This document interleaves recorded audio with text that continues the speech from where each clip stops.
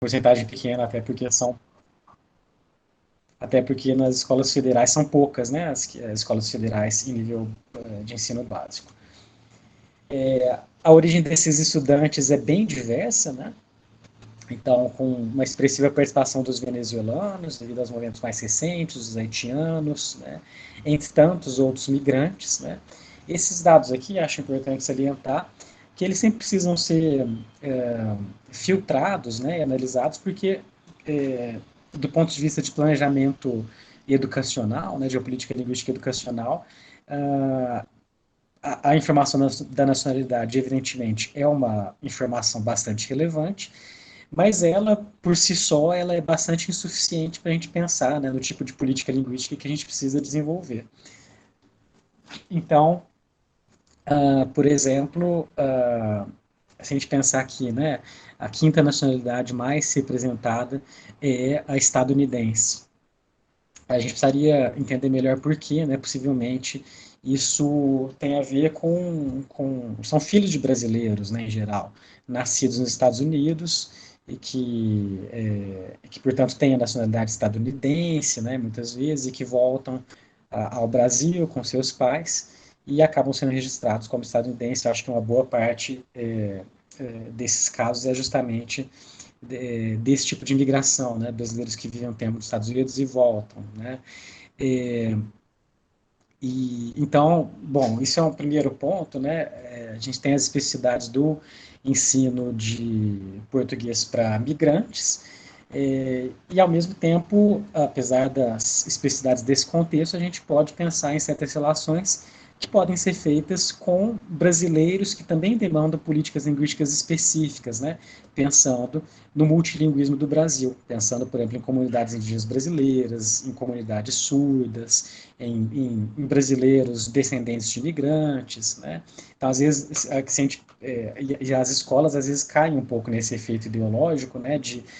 Ao fazer um levantamento de quem precisaria, por exemplo, de ações específicas de política linguística, pensando, por exemplo, na aprendizagem do chamado português como língua de acolhimento, às vezes isso não aparece nos dados das escolas ou das secretarias, porque dentro de uma categoria nomeada como brasileiros, né, se parte do princípio, bom, se a pessoa é brasileira, ela fala português, mas isso não é o caso, muitas vezes, né? Inclusive pensando em, por exemplo, vamos dizer, filhos de venezuelanos que nasceram no Brasil e que já têm a nacionalidade brasileira, né, pelo simples fato de terem nascido no Brasil, e que, portanto, vão ser registrados como brasileiros, mas às vezes não falam português em casa, e o primeiro contato mais significativo com o português vai ser na escola, né? O que nos leva a imaginar que seria importante uma política linguística específica para esse público, né? Ainda que registrado aí sobre o rótulo de brasileiros, né?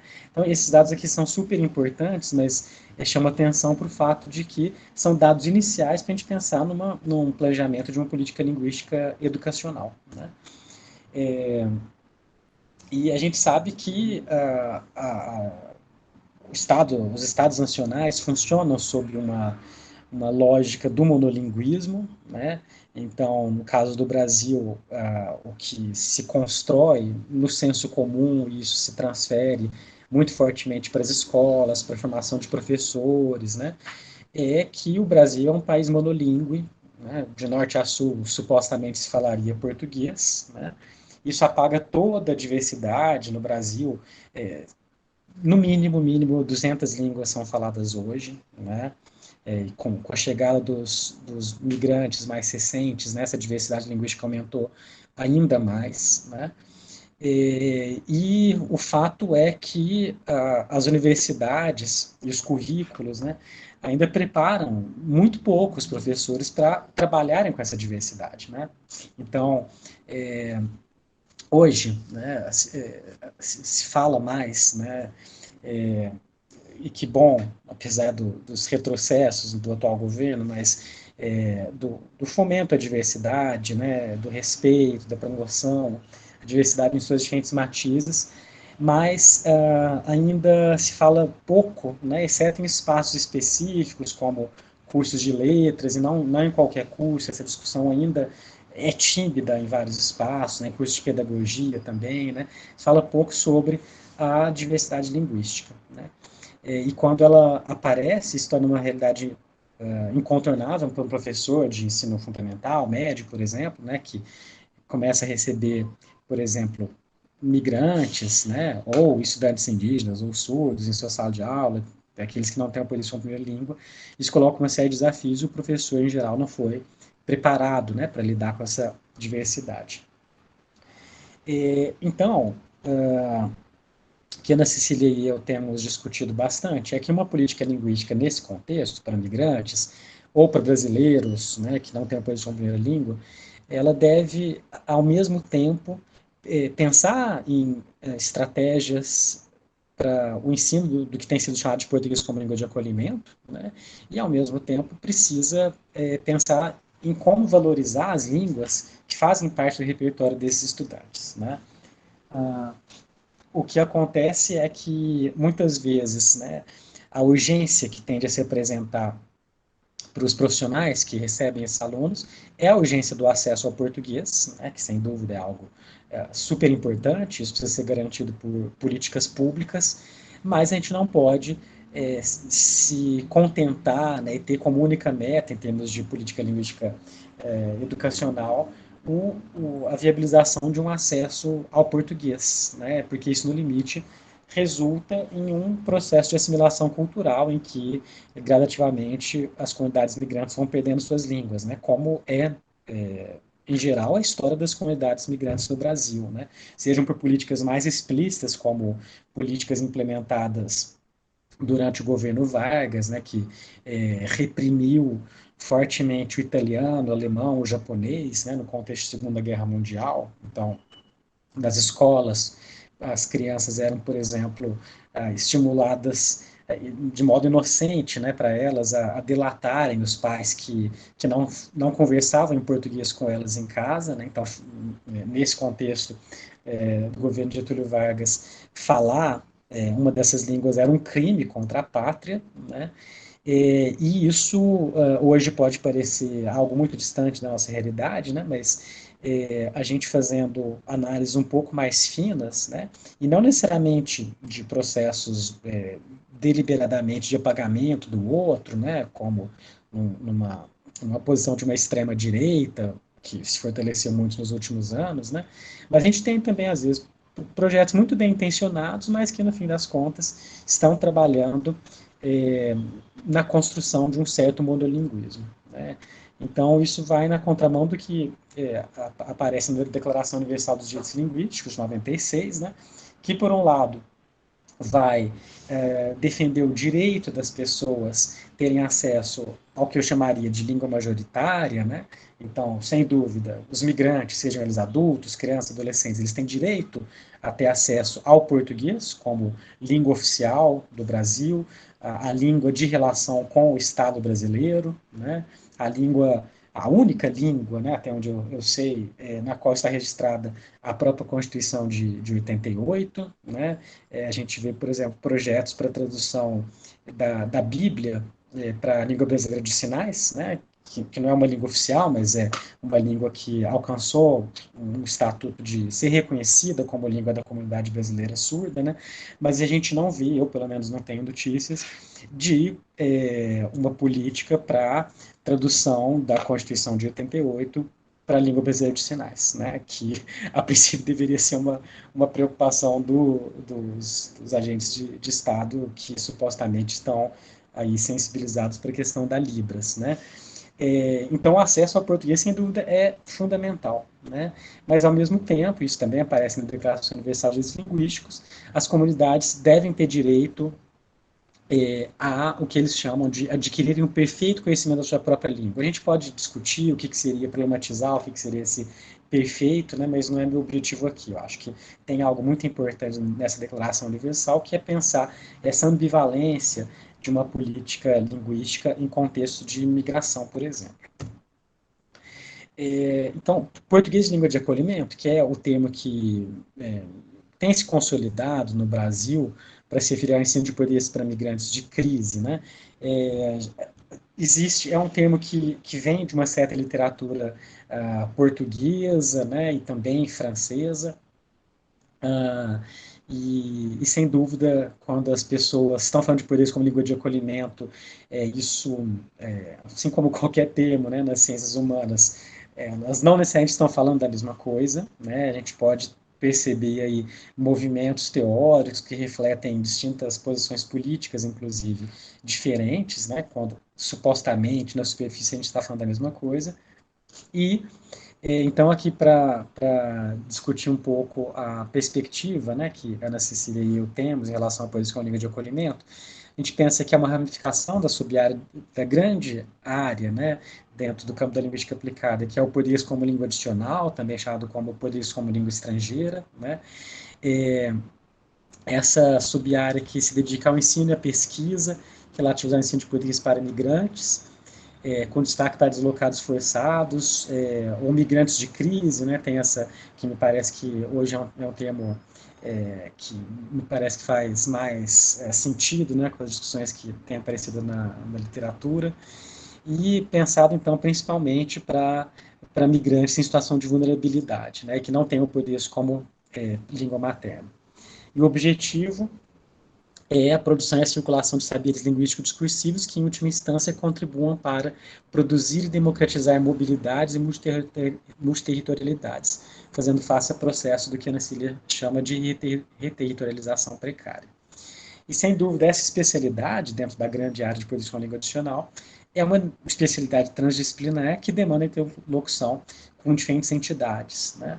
E os projetos de extensão das universidades têm sido um lugar fundamental para estabelecer esses diálogos também, né?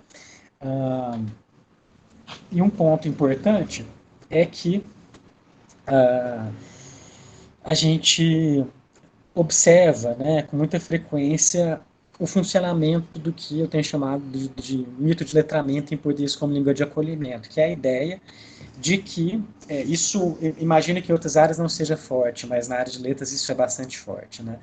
Que se o migrante aprender português, a vida dele vai melhorar demais, né? Parece assim que o ponto de virada para a inserção dele no Brasil é aprender o português. Professores de português como língua de acolhimento, cuidados de projetos frequentemente reproduzem isso. Muitas vezes os próprios migrantes reproduzem esse discurso, né?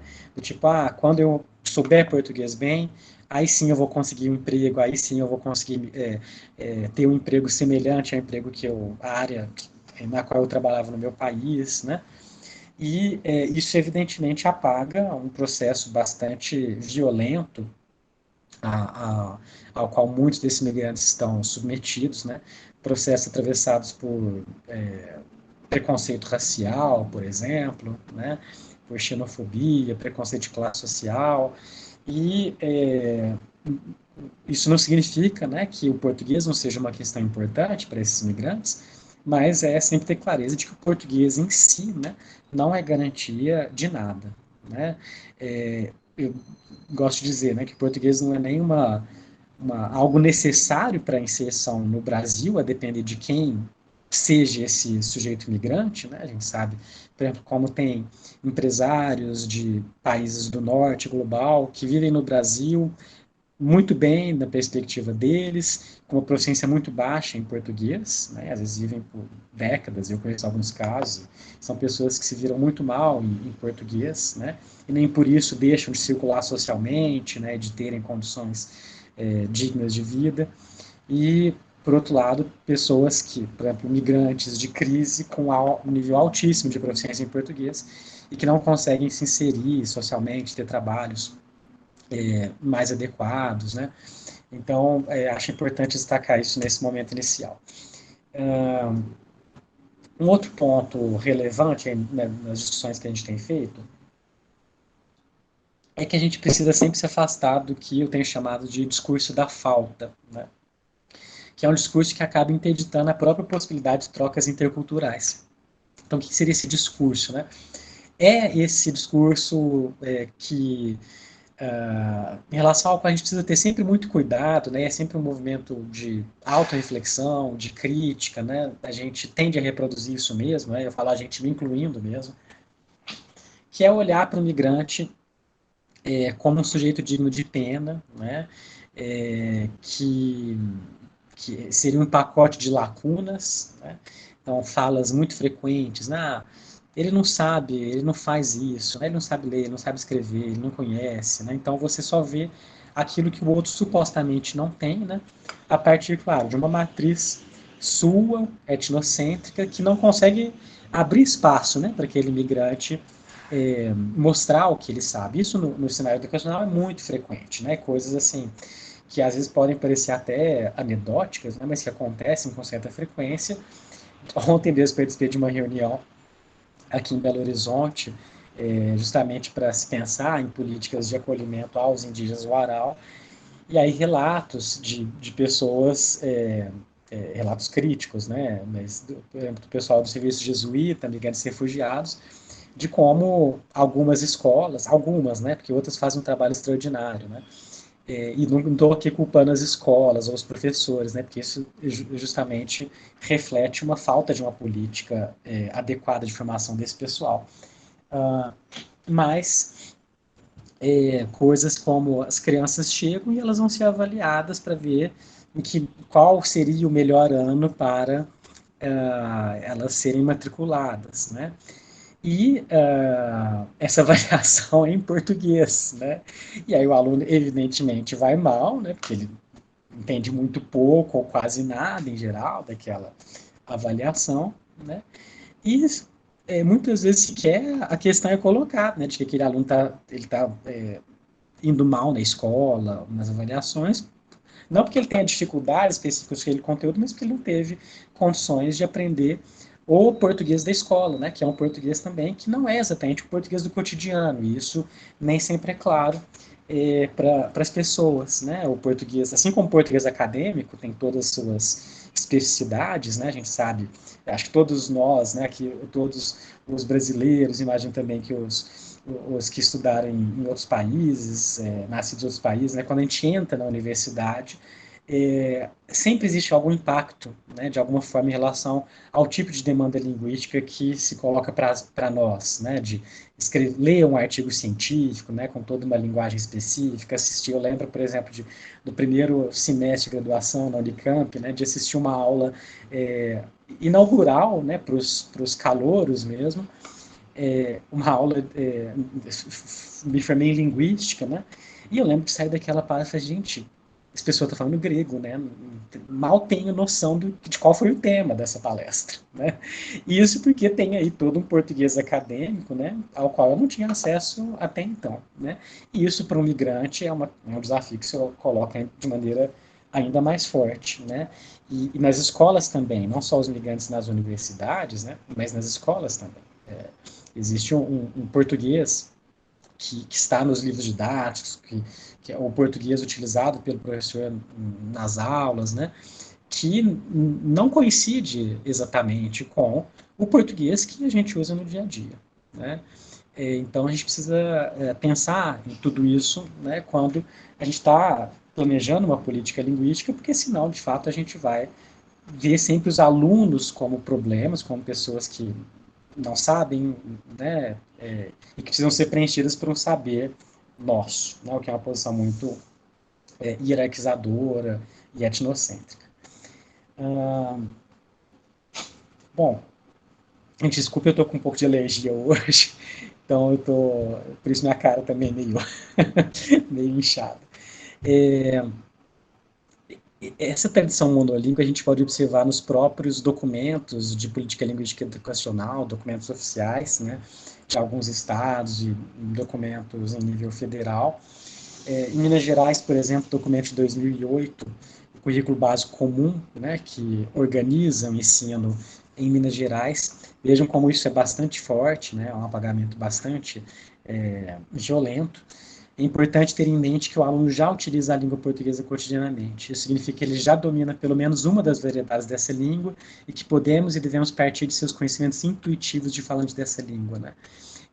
Bom, tudo bem, em 2008, né, os movimentos migratórios não eram intensos como eles passaram a ser depois disso, mas não é de agora que Minas Gerais tem imigrantes nas suas escolas, né? Ou que tem indígenas que não necessariamente falam português, ou que tem alunos surdos, mas tudo isso é apagado, né? Então, existe aí uma imagem de um aluno ideal, o aluno único, né, que seria esse aluno que fala português desde casa, né? Isso apaga aí muito fortemente várias comunidades linguísticas.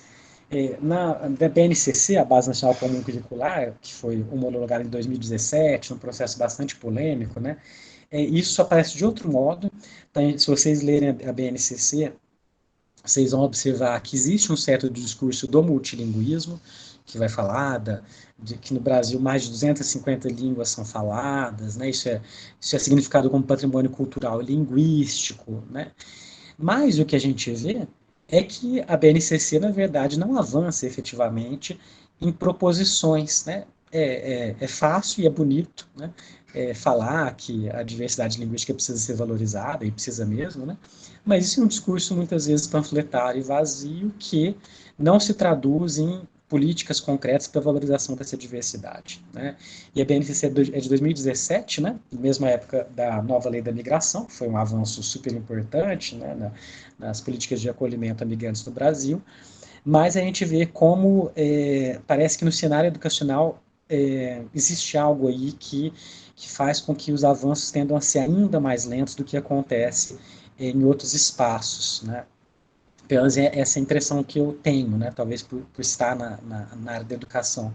Mas eu acho muito surpreendente, de alguma forma, que a BNCC é, mal fale, né, dos migrantes recentes que estão mudando bastante o cenário educacional das escolas, né? E isso não só nas grandes capitais, como vocês sabem muito bem, né? Em cidades pequenas do interior, né? As escolas têm recebido muitas vezes imigrantes.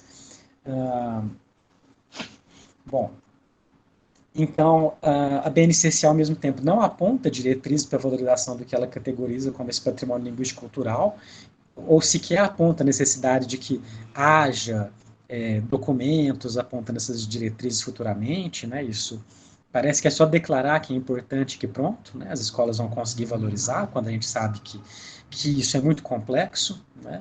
Isso envolve uma série de envolve mudança, né, da nossa concepção pedagógica de trabalhar, né, envolve mais do que essa mudança na nossa mentalidade, envolve também estratégias pedagógicas específicas, né, enfim, não existe nada que aponte para essa direção da BNCC, né?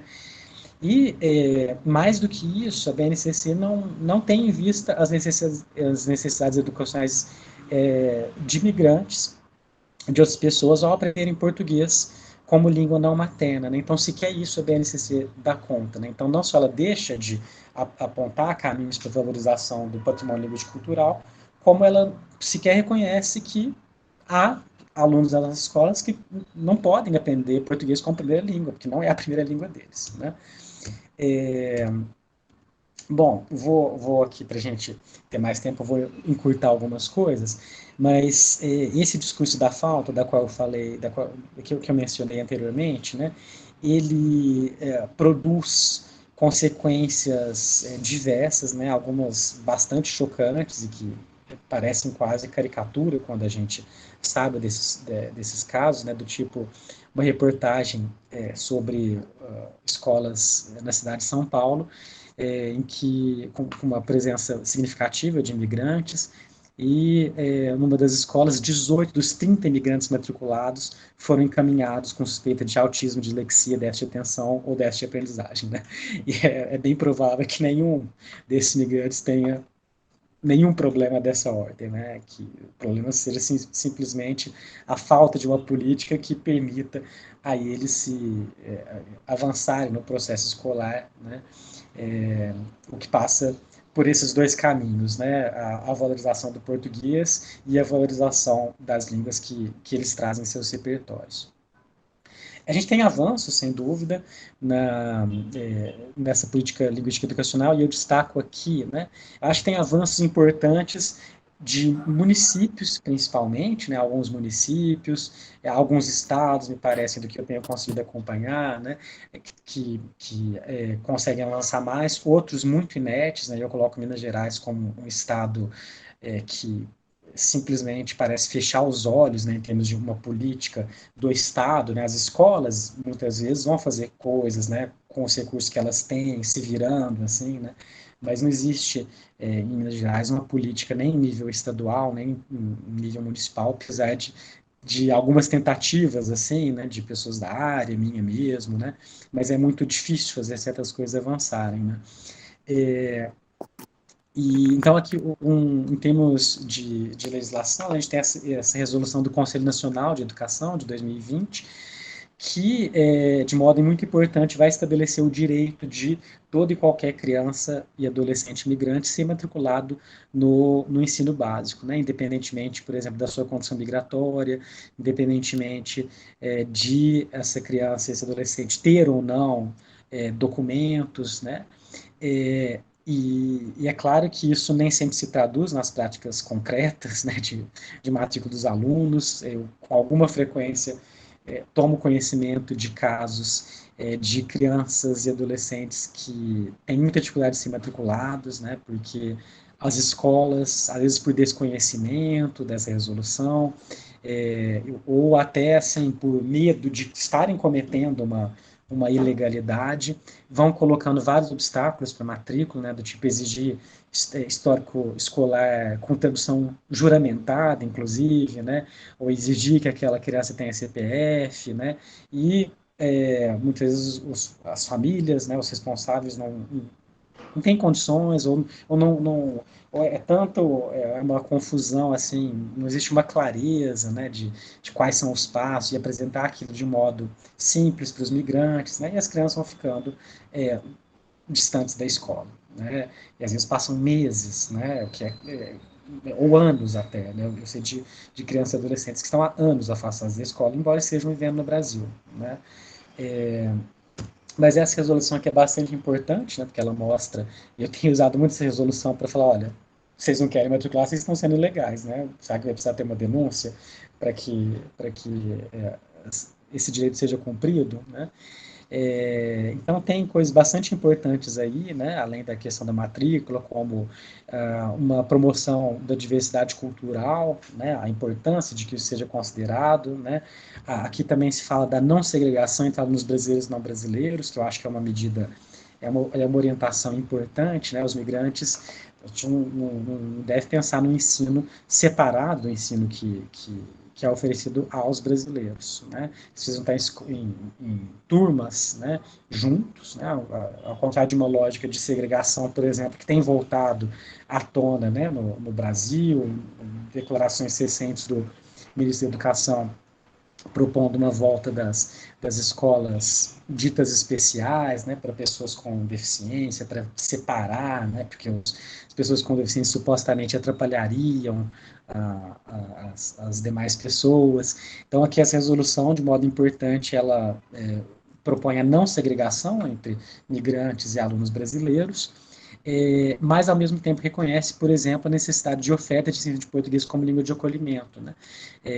O que ah, a meu ver, deveria ser feito no contraturno, né? Pensar em momentos específicos em que, sim, esses alunos vão estar só entre si, né? Para dar conta das necessidades específicas, por exemplo, de aprendizagem do português, que são muito diferentes das necessidades de crianças que já têm o português como primeira língua, né? Bom, eu acho que é isso que eu queria colocar nesse momento, né? Então,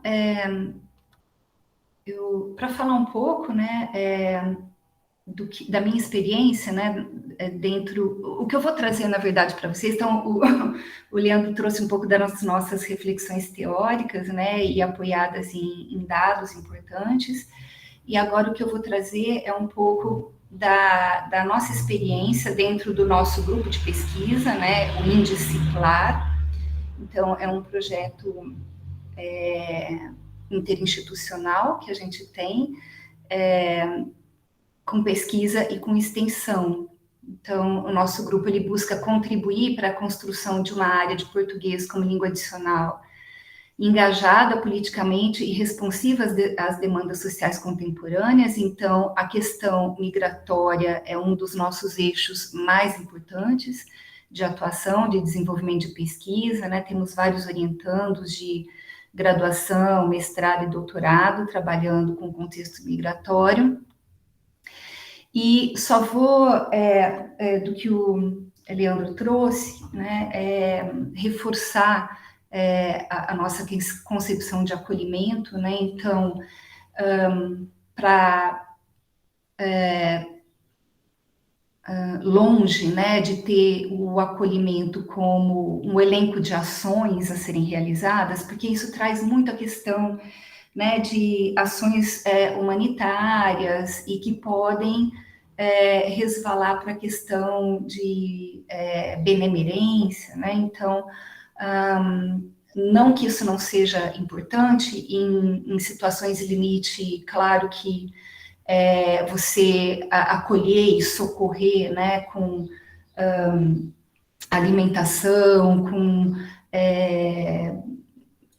uma série de coisas, né, materiais que também são importantes dentro do acolhimento, mas, para além disso, né, a gente tem trabalhado com o acolhimento como uma perspectiva, então, como uma atitude, e uma atitude que se constrói entre agenciamentos verticais e horizontais. Então, como eu já disse para vocês, a gente tem buscado fortalecer o diálogo com diferentes instâncias, né? Então, tentando conectar ensino, pesquisa e ação social, e buscando diferentes instâncias de pesquisa, da sociedade civil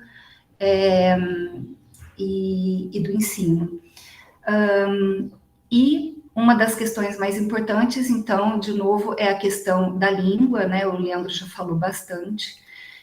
Eu só retomo de novo, né, que em algumas situações o acolhimento ele não vai se dar em português, ele vai se dar em outras línguas, né? Vamos pensar, por exemplo, em questão de política pública, o acolhimento dentro da Polícia Federal, ou o acolhimento na chegada nos aeroportos.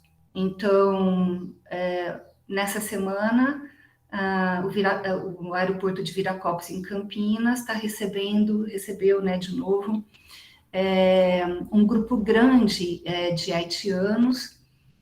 Acabei de ver uma notícia no jornal, até me comuniquei com a prefeitura de Campinas, né, com a qual eu venho trabalhando, e como nós não temos, né, um acolhimento para essas pessoas nesses locais que são estratégicos, né? Então, de novo, dentro dessas políticas, né, públicas, pensar o acolhimento, que pense, né, nesse acolhimento multilingüe. Claro que pode ser impossível a gente ter um intérprete nesses lugares em diferentes línguas, mas é possível a gente desenvolver estratégias, né, para que a gente tenha um acolhimento mais qualificado e não apenas em português, inclusive nesses lugares. Então, o nosso grupo de pesquisa ele vem buscando desenvolver projetos que se voltem para esse acolhimento em línguas. Então, isso é uma coisa que a gente tem trazido nos nossos artigos. Eu falo pela primeira vez nisso num artigo com uma ex-orientanda minha, Helena Camargo, a importância de ter esse acolhimento em diferentes línguas, uma perspectiva transcultural e translíngue. Então, não quer dizer uma altíssima proficiência nessas diferentes línguas, mas formar essas pessoas, né, que vão estar nesses lugares estratégicos, que tenham um certo conhecimento nessas línguas, desenvolver estratégias translíngues, né, para esse acolhimento. Então, não tem nada a ver com uma super proficiência, né? uma proficiência de falante nativo. E isso a gente pode desenvolver, né, e formar essas pessoas através de cursos específicos, né, dentro dessas políticas. Então, vê muito, né, desse multilinguismo como ganho e não como problema a ser sanado. Inclusive, quando a gente vê, né, esses migrantes nas suas potencialidades, né, a gente tem refugiados de vários países africanos, por exemplo, que falam 3, 4 línguas africanas, né? Então, ver isso como uma riqueza, né? E como isso pode, dentro do nosso território, também se transformar em conhecimento e visibilizar essas pessoas de uma maneira positiva, né? Então, a gente trabalha muito com o conceito de uma professora da Unicamp, chamada Teresa Maier. Ela vai falar da educação do entorno, né? Como é importante a gente trabalhar para trabalhar todo mundo agora, né? A gente está com uma situação nova, são deslocamentos novos, a gente tem uma situação com a qual a gente vai ter que lidar, né? E não transformar isso num peso. Pelo contrário, a gente trazer, né, para os brasileiros como é que essas pessoas, né, elas podem nos trazer conhecimentos importantes, né, uma vivência importante. Então, desnaturalizar esse discurso da falta, que o Leandro já falou, também tê-los, a gente não se vê apenas como acolhedor, mas a gente se vê como parceiro, e eles como aqueles que podem nos indicar o que vai ser importante para esse acolhimento, políticas com e não políticas para, e transformá-los, né, não desconstruir essas ausências, né, então as suas línguas estão aqui e a gente acaba narrando ou transformando essas línguas em ausências. Então, como é que a gente vai fazer isso? Não apenas para professor, para gestor público, mas para toda a população brasileira. Como é que a gente vai trabalhar para uma educação do entorno que seja culturalmente sensível a essas novas construções culturais e línguas que estão vindo para o nosso território. Então, é com isso que a gente tem trabalhado, tanto nas nossas pesquisas, quanto nas nossas ações de extensão. Isso aqui eu já falei um pouco, então eu vou passar para a minha experiência mesmo em Campinas. O que eu vou falar para vocês, então, tem a ver com o meu projeto de pesquisa, Populações Vulneráveis, Português como Língua de Acolhimento para Migrantes e Refugiados, que tem apoio do NEPO, né, do Núcleo de Estudos de População Elza Bercó, e do Ministério Público do Trabalho, e que é um projeto que nasce junto com esse grupo de acolhimento em línguas, né, o GAL. Quando ele nasce em 2019, ele tem um outro nome, né? Eu tinha nomeado como Banco de Tradutores e Intérpretes, e por uma série de razões, inclusive teóricas, né, em 2020 eu mudo para Grupo de Acolhimento em Línguas. A sede dele é no Instituto de Estudos da Linguagem, que é meu instituto na Unicamp, e onde tem a licenciatura em português para estrangeiros, como língua de acolhimento, português como língua adicional, que é onde eu atuo fortemente. E o Grupo de Acolhimento em Línguas, ele tem o objetivo, então, de ser um coletivo de tradutores e intérpretes voluntários, comunitários, para atuar justamente em políticas de acolhimento e de inserção desses migrantes em Campinas e região. Então, ele está dentro, né, do meu projeto de pesquisa, mas ele também está dentro do grupo de pesquisa do qual o Leandro faz parte, né, que é o Indisciplar. Eu tenho esses bolsistas, né, e que são financiados tanto pela uma bolsa social da Unicamp, uma bolsa de apoio social, mas também bolsa do Ministério Público.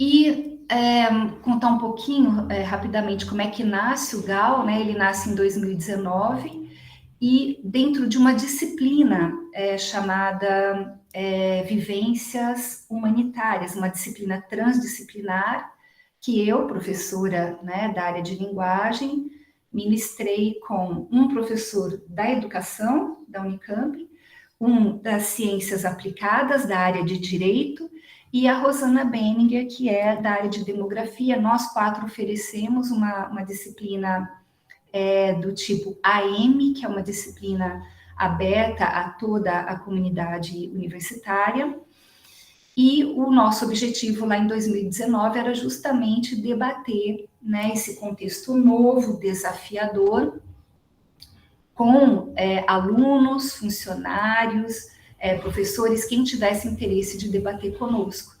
E nós chamamos para essa disciplina, né, como nossos parceiros já, a Secretaria de Direitos Humanos da Unicamp e a própria cátedra Sérgio Vieira de Mello. A professora Rosana era a presidente e eu fazia parte, era membro da cátedra à época, e nós achamos que essa seria uma oportunidade de debater essa questão com esses diferentes atores, né, sociais. E, juntamente com, né, a discussão teórica, a gente pensou uma série de ações sociais, e uma delas foi esse evento Campinas de Todos os Povos, com a Secretaria de Direitos Humanos, e os nossos alunos participaram, né, desse evento de diferentes formas. Um evento cujo objetivo era oferecer serviços, né, de diferentes tipos para os migrantes de Campinas e região. Então, elaboração de currículo, informação sobre cursos de português, cursos de nível técnico, uma série de serviços, né? Então, os nossos alunos, eles trabalharam nesse evento. Então, no momento pré-evento, aqueles que tinham proficiência numa língua adicional, e nós privilegiamos essas línguas, né, que, segundo o NEPO, eram as línguas de maior presença nas comunidades migrantes de crise de Campinas. Então, nós produzimos diferentes documentos, materiais informativos sobre o evento em todas essas línguas, mas também nós atuamos durante o evento como mediadores nas diferentes bancas, né, de serviços que a gente tinha dentro desse espaço enorme, né, que a prefeitura disponibilizou. Então, foi um grande mutirão. Então, tivemos, por exemplo, o setor da área de direito, então, para regularização de documentos, e aí os nossos alunos que tinham proficiência, inclusive tinha muitos alunos, né, matriculados nessa disciplina que eram migrantes, né, inclusive refugiados, porque como temos a cátedra na Unicamp, nós temos alunos de graduação refugiados que entram via cátedra, né. Então, esse foi o nascimento, né, do GAL.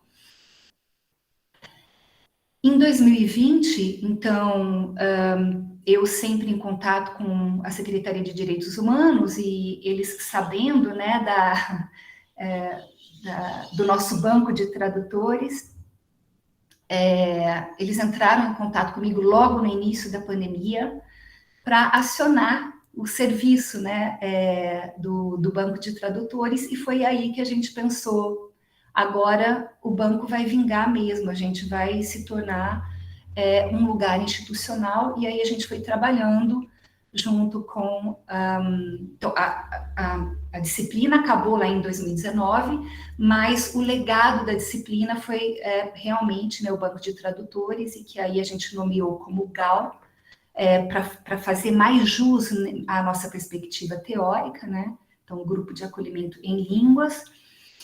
E várias demandas começaram a chegar da Secretaria de Direitos Humanos. Então, primeiro, coloquei aqui como exemplo, fizemos vários informes, né, para a população migrante de Campinas e região, explicando o que era o coronavírus. Então, foram demandas que chegavam para a gente, assim, do dia para a noite, e eu acionava, né, aqueles alunos voluntários, aquele banco, né, que eu tinha formado a partir da disciplina, E ao mesmo tempo em que a gente produzia os materiais, eu ia formando, né, teoricamente também, esse banco para a questão do acolhimento e também para a questão da tradução, do trabalho de tradução. Um outro exemplo, né, falando, outro material, falando da quarentena, aqui a gente tem em francês e em crioulo,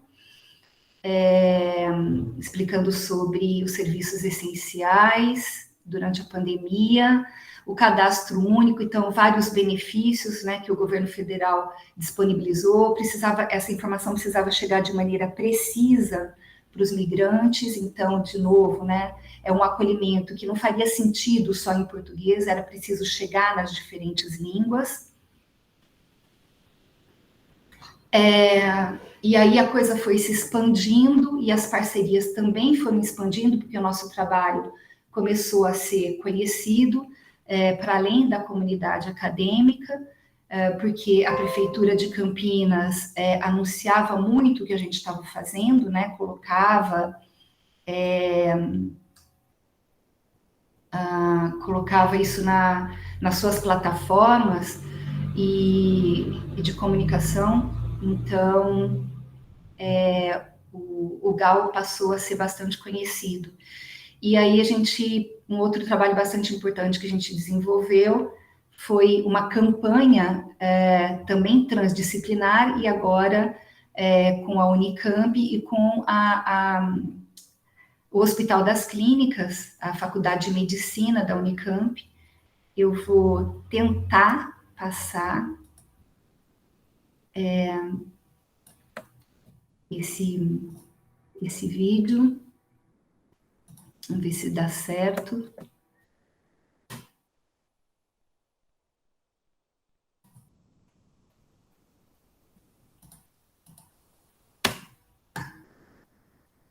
Acho que já estava aberto aqui.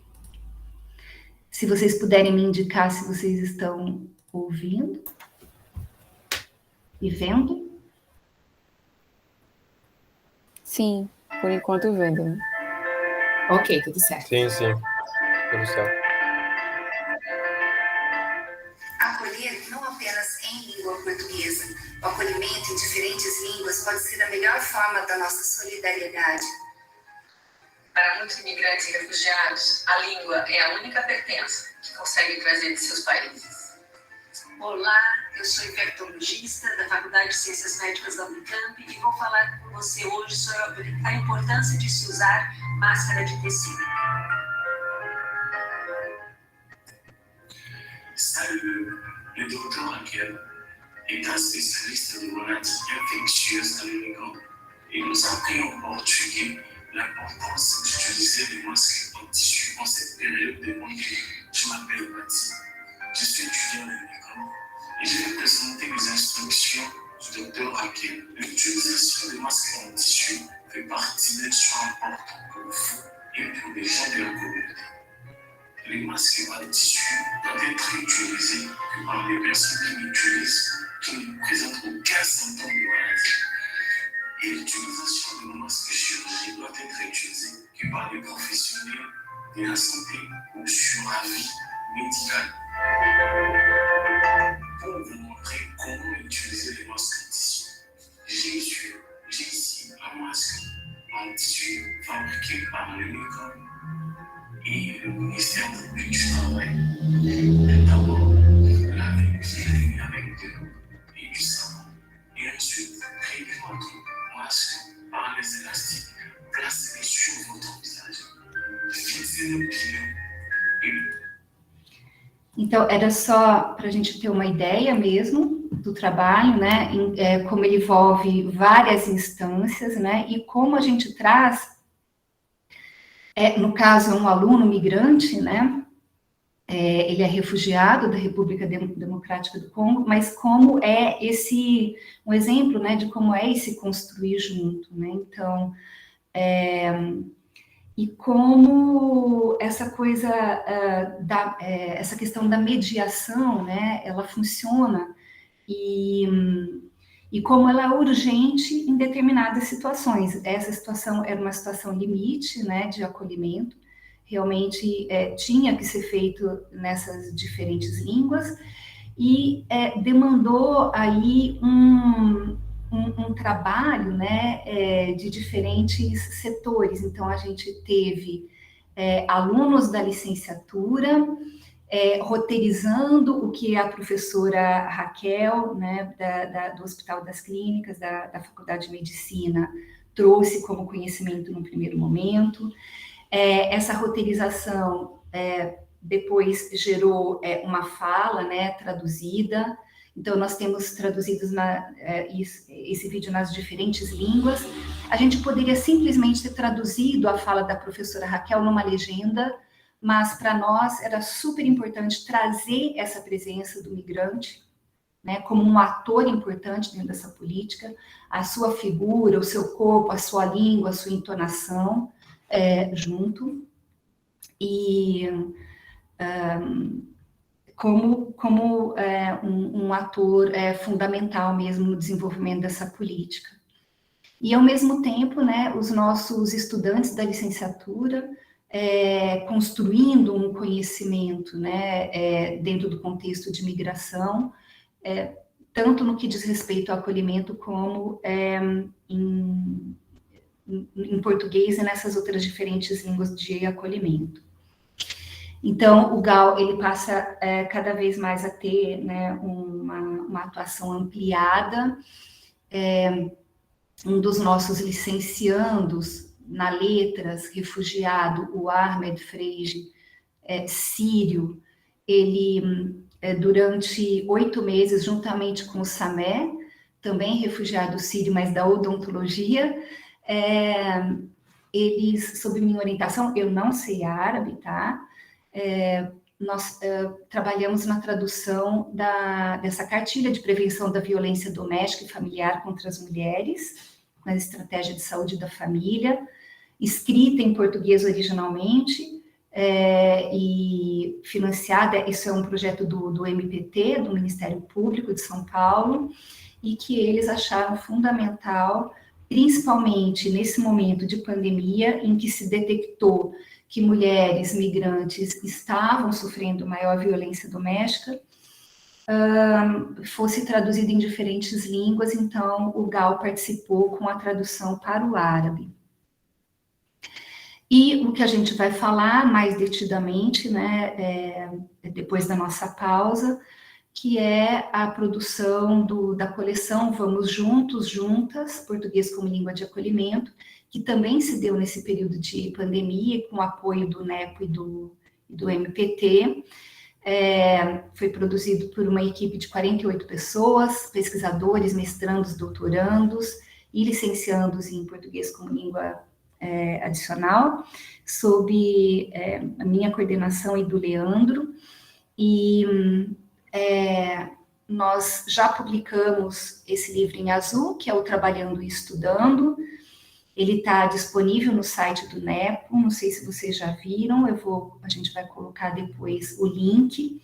Tem mais de 2.200 acessos, um livro que está sendo bastante utilizado, né? Então a gente acredita que o impacto dele seja bastante importante para o desenvolvimento de políticas públicas, para esse contexto. E agora, para a nossa felicidade, a gente está conseguindo. A gente vai, nesse próximo mês, também disponibilizar o acesso ao Me Virando no Dia a Dia, que é esse de cor goiaba. Os outros estão também na fase final de diagramação, e é uma coleção bastante completa para o ensino de imigrantes de crise, mas adultos. E a gente vai falar um pouco sobre essa unidade 4, Eu Conheço o Sistema Educacional Brasileiro.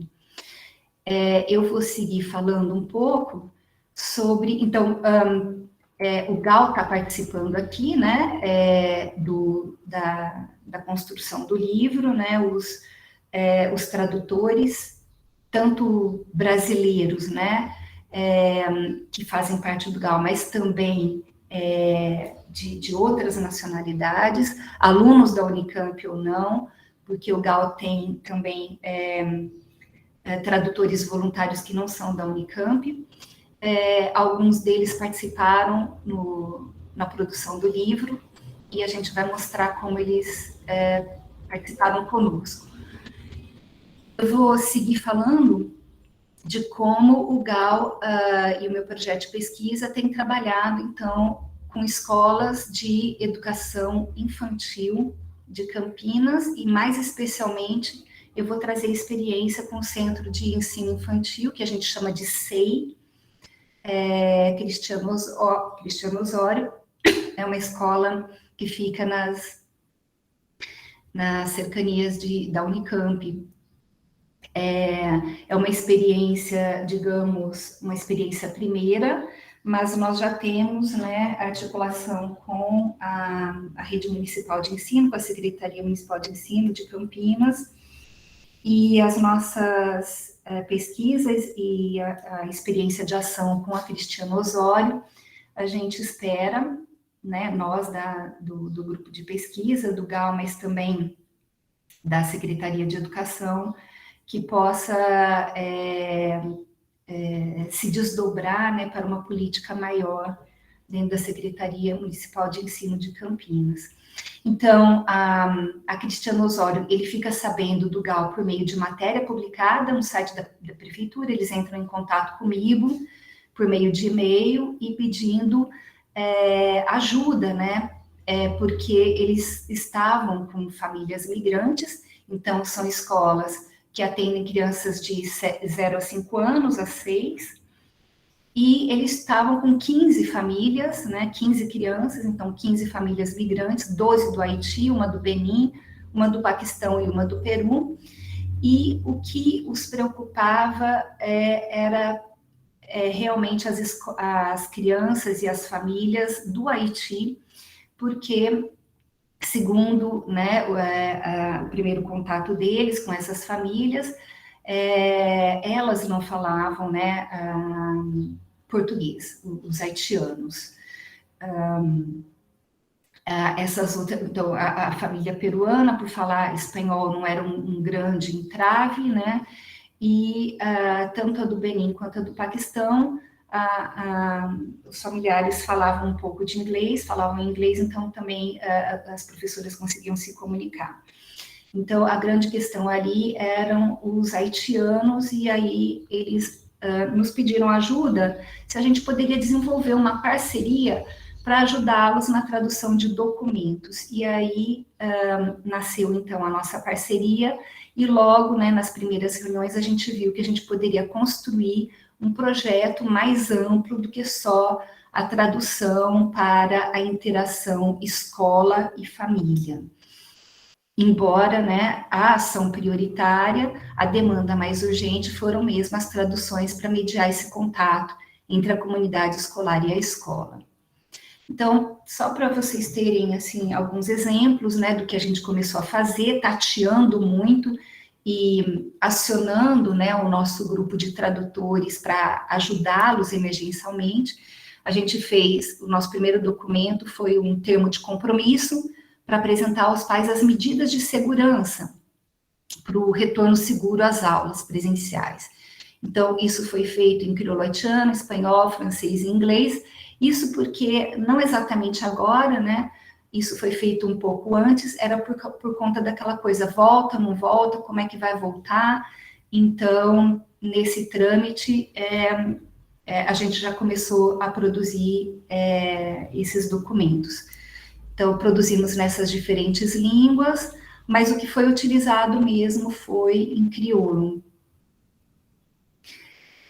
O mais bacana, então, foi a participação de um bolsista meu, haitiano, né? Então, claro que eu estou numa situação muito privilegiada, estou dentro de uma licenciatura em português para estrangeiros e que tem um aluno haitiano licenciando em português para estrangeiros, porque num determinado momento, né, a Unicamp recebeu 45 estudantes haitianos no programa emergencial Pro Haiti, em 2011, logo depois do terremoto de 2010.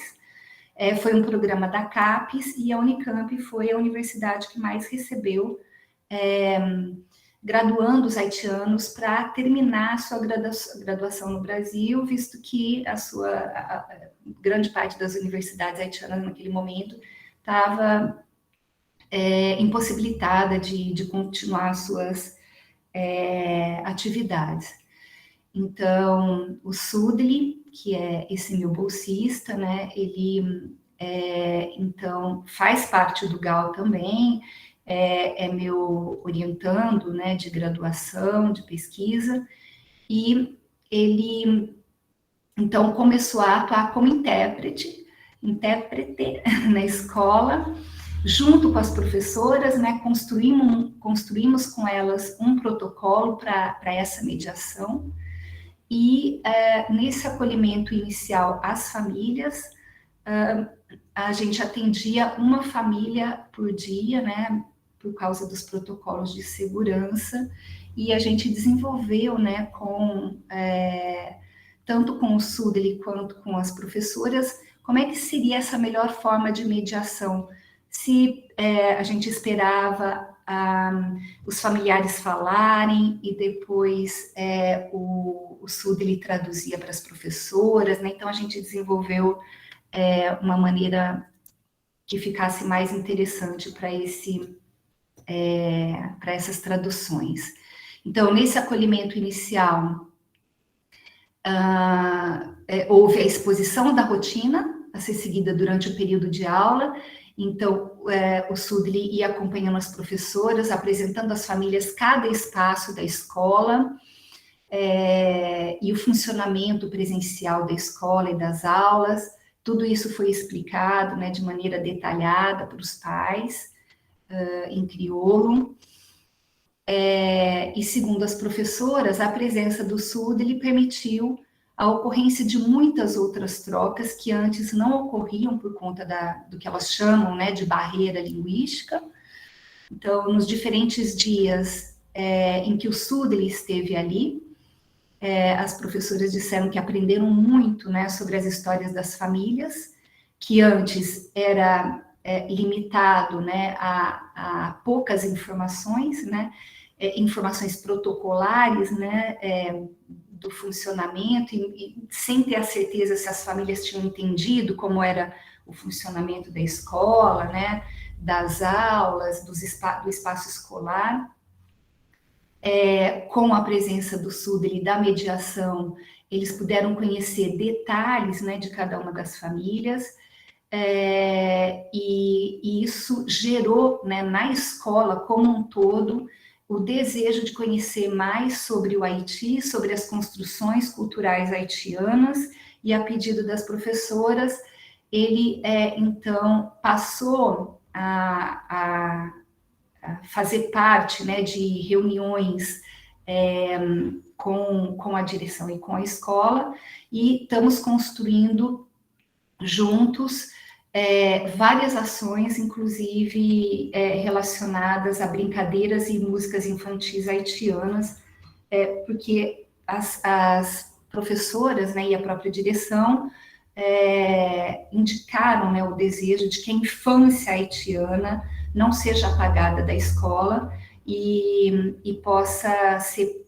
presença mesmo, né, nesse espaço. Então, ao fim da semana do acolhimento inicial, professor e intérprete já haviam feito uma lista com outras ações, né, para serem realizadas futuramente, nas quais a gente vem trabalhando, e uma delas é a escrita de pequenos dicionários em português e em crioulo, contendo alguns vocábulos relevantes no contexto da escola, que vai ser entregue às crianças e aos responsáveis, às crianças mais velhas, né, de 5 anos, e aos responsáveis. Também esses espaços, por exemplo, banheiro masculino, banheiro feminino, isso vai ser escrito em diferentes línguas, não vai estar nomeado apenas em português. Isso também foi uma decisão deles. E o grande projeto aí vai ser um livro de músicas e brincadeiras infantis da cultura haitiana. Então, a gente vai começar com as questões do Haiti, para depois passar também para as outras línguas que estão presentes na escola. A gente também traduziu para o crioulo haitiano a cartilha, que já existia com protocolos de segurança, né, a serem seguidos pela escola. Foi a escola que produziu essa cartilha, a partir da Covid, né, e aí nós traduzimos. Isso daqui é um esboço, né, uma tentativa aí da diagramação, o que ficaria melhor. A gente colocou o português e depois o crioulo, mas a gente já decidiu que a gente vai fazer uma cartilha para o português e uma cartilha para o crioulo. Também a gente traduziu a planilha de controle para as professoras anotarem os sintomas de Covid nas crianças, né? Isso vai, segundo elas, vai permitir aos pais compreenderem melhor o funcionamento do controle da saúde por parte da escola. Então, eu estou numa situação privilegiada, né? Vocês viram que o GAL surgiu aí de um processo, mas eu acredito, eu tenho falado, né, nas apresentações que eu tenho feito, que um GAL não é difícil de ser construído, né? Isso pode ser feito a partir dos cursos de letras das universidades. Então, não precisa ter uma licenciatura em PLE para ter um grupo como esse, né? Eu, particularmente, acho que é muito bacana que ele tenha um vínculo com as faculdades de letras, mas ele precisa, né? Ele precisa, né, a meu ver, ter essa articulação com essas outras instâncias, inclusive com o Comigrar, por exemplo. Eu acho que daria muito certo, né? Uma outra ação, né, que foi realizada a partir dessa experiência com a escola foi a inserção do SUDLI, né, do intérprete, no grupo de WhatsApp da escola.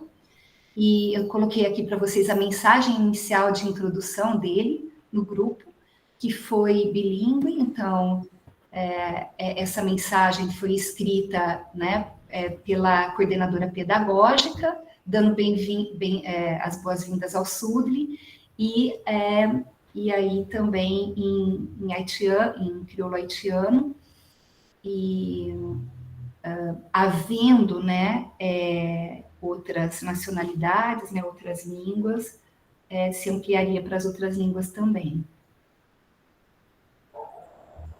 E, segundo elas, né, isso é uma forma, né, de transitar nas línguas que forem necessárias para que todos, né, compreendam os avisos, os informes, bem como também diferentes mídias, como áudios, fotos, vídeos, tudo que puder facilitar o entendimento. Então, vejam que é uma construção conjunta do nosso grupo de pesquisa, da escola e dos migrantes, né?